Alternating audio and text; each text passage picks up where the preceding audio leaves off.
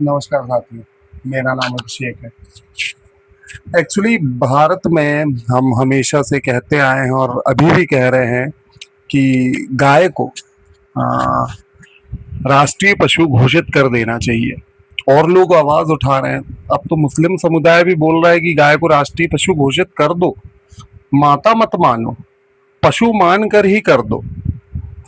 और ये हमारे जो मिनिस्टर्स हैं, लीडर्स हैं, जो देश में देश को चलाने के लिए सहभागिता दे रहे हैं, उनका बयान देखिए।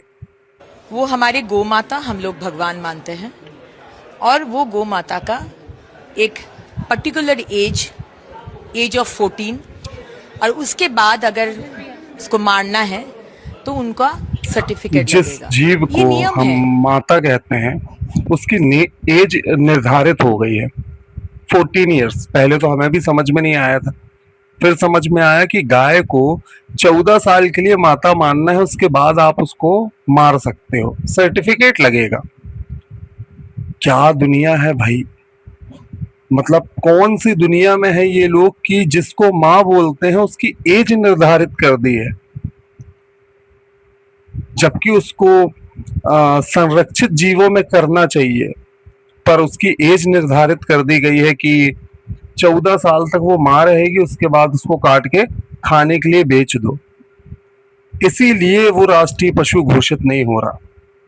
चाहे कितने भी बड़े बड़े नारे लगा दो गौ माता के लिए, पर ये देश की सच्चाई है कि उसके लिए अब सर्टिफिकेट लगेगा 14 साल बाद की। जब गाय 14 साल की हो जाएगी उसके बाद उसको मार के खाने के लिए बेचा जा सकता है। हमें नहीं पता कौन सी दुनिया में है ये लोग कि कौन अपनी माँ को 14 साल या एक एज के बाद मार सकता है। जो ये लोग कहते हैं कि गाय हमारी माता है और वो एज निर्धारित कर रहे हैं, शर्म नहीं आ रही इन लोगों को।